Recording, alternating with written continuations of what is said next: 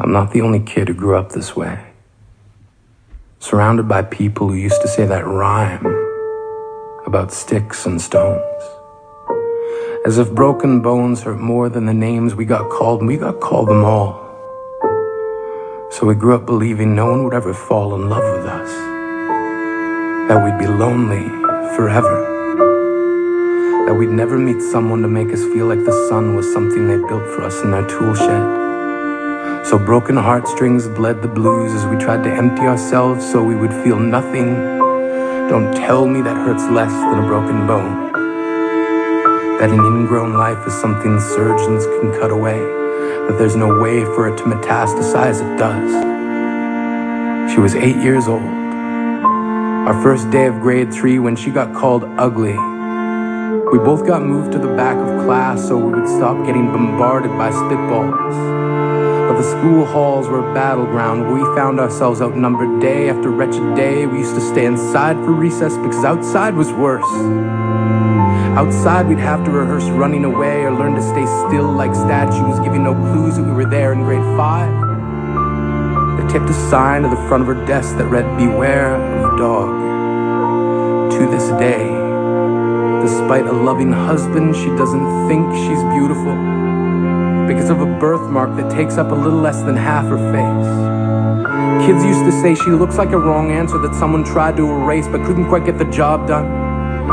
And they'll never understand that she's raising 2 kids whose definition of beauty begins with the word mom. Because they see her heart before they see her skin. Because she's only ever always been amazing. He was a broken branch grafted onto a different family tree. Adopted. Not because his parents opted for a different destiny. He was 3 when it became a mixed drink of 1 part left alone and 2 parts tragedy. Started therapy in 8th grade. Had a personality made up of tests and pills. Lived like the uphills were mountains and the downhills were cliffs. 4/5 suicidal, a tidal wave of antidepressants, and an adolescence being called pauper. 1 part because of the pills, 99 parts because of the cruelty.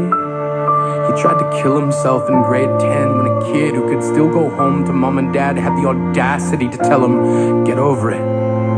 As if depression is something that can be remedied by any of the contents found in a first aid kit. To this day, he's a stick of TNT lit from both ends. Could describe to in detail the way the sky bends in the moments before it's about to fall. And despite an army of friends who all call him an inspiration, he remains a conversation piece between people who can't understand. Sometimes being drug-free has less to do with addiction and more to do with sanity. We weren't the only kids who grew up this way. To this day, kids are still being called names. The classics were "Hey Stupid," "Hey Spaz."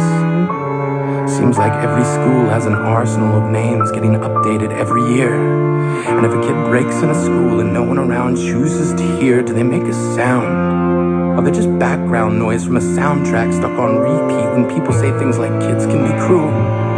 Every school was a big top circus tent, and the pecking order went from acrobats to lion tamers, from clowns to carnies. All of these miles ahead of who we were freaks. Lobster claw boys and bearded ladies. Oddities juggling depression and loneliness, playing solitaire, spin the bottle, trying to kiss the wounded parts of ourselves and heal. But at night, while the others slept, we kept walking the tightrope. It was practice, and yes, some of us fell.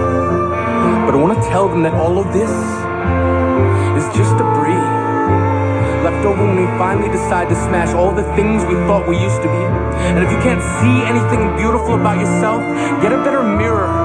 Look a little closer. Stare a little longer. Because there's something inside you that made you keep trying despite everyone who told you to quit. You built a cast around your broken heart and signed it yourself. You signed it. They were wrong. Because maybe you didn't belong to a group or a clique. Maybe they decided to pick you last for basketball or everything. Maybe you used to bring bruises and broken teeth to show and tell but never told. Because how can you hold your ground if everyone around you wants to bury you beneath it? You have to believe that they were wrong. They have to be wrong. Why else would we still be here? We grew up learning to cheer on the underdog because we see ourselves in them. We stem from a root planted in the belief that we are not what we were called. We are not abandoned cars stalled out and sitting empty on some highway. And if in some way we are, don't worry. We only got out to walk and get gas. We are graduating members from the class of We Made It. Not the faded echoes of voices crying out names will never hurt me. Of course, they did. But our lives will only ever always continue to be a balancing act that has less to do with pain and more to do with beauty.